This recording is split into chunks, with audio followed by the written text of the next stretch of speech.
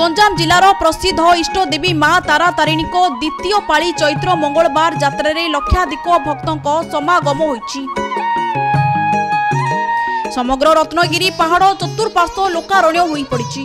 एही पाली रे राति 12:30 रु मंदिर द्वार फिटा जाई परंपरा अनुसार मंगल आरती अवकाश माजणा सिंगार अभिषेक आदि नीतिकांति रे पूजा अर्चना करा जाइथिला। परे माँ तारा तारिणी दुई भौणी को महालक्ष्मी बेशरे सज्जित करा जाइथिला। भोर 4टारे साहाण मेला होइथिला। माँ लक्ष्मी बेशरे भक्तों को दर्शन देइथिले। या सह राति 12:30 रु मुंडन कार्य आरंभ होइथिला। प्रशासनिक अधिकारी माने उपस्थित रही यात्रा परिचालना करिबारे लागिछथि।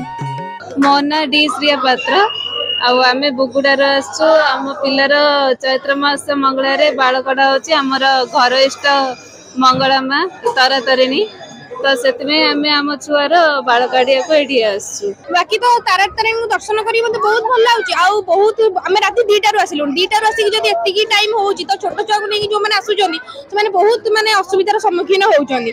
बहुत भी खरा होउची तेनु करी मां को दयारु आमे भल भल दर्शन कइलु किंतु बहुत असुविधार सम्मुखीन हेलु। आज चैत्र द्वितीय पाली मंगलवार भक्त मानक मध्य आमे देखुछु आज अशेष आग्रह एवं उत्साह सहित से आसुचंदी मां को दर्शन पई।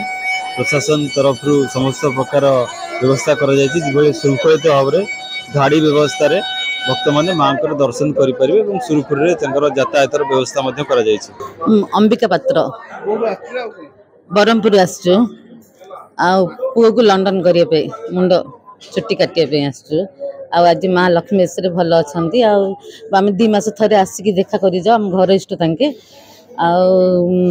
प्रथम चुट्टी कटा है पिलार। चोरी और आईन श्रृंखला कारण साधा पोशाक रे पुलिस कर्मचारी मानक विभिन्न स्थान में मुतयन करा जायछि। एठी जो बुढ़ा बुढ़ी माने मंदिर दर्शन कर पाना से भी नहीं दर्शन करेंगे जो छोट छुआ जो हजि होता से छोट छुआ को पिला आणिकी आमर जो भलेंटियर मैंने आणिकी पेरेन्ट्स के पाखे पहुँचे ता भर जन 2 जन पर्स भी हजि होता है से पर्स भी आणिकी देते तो यही टाइप आमर जी भलेंटियर जो खरा जो बढ़ी चलला से बेलू आमर पानी जो व्यवस्था जो रही है बहुत दूर रही आनी सब लोक पाखे पहुँचाऊला केमी सुरक्षित भाव दर्शन आराम से हो तो से जिन जो सकाशे आज शांति श्रृंखला समस्त सिंगल लाइन करके दर्शन कर। भगवती आदि पराशक्ति तारा तारिणी सेवक मु भवानी शंकर राणा आज होची चैत्र मास द्वितीय पाली मंगलवार आज एक विशेष दिन। आज चैत्र मासर कृष्ण पक्ष एकादशी तिथि रे भगवती आद्यश्वरी पराम्बाई भगवती माँ भक्त माननकु गजलक्ष्मी बेशरे दर्शन प्रदान करछंती। आज भगवती माँ आदिशक्ति तारा तारिणी महालक्ष्मी रूप में समग्र भक्त माननकु दर्शन दउछंती। आज चैत्र मास द्वितीय मंगलवार यात्रा ये आज मध्यरात्रि ही भगवती नीति प्रारंभ होता। प्रथम द्वाराफिटा नीति मंगला नीति अवकाश बेसाला भगवती पंचसूत्र शिशुसूत्र अभिषेक करा जायथिला। गंजाम जगन्नाथ साहू को रिपोर्ट टुमानी टीवी।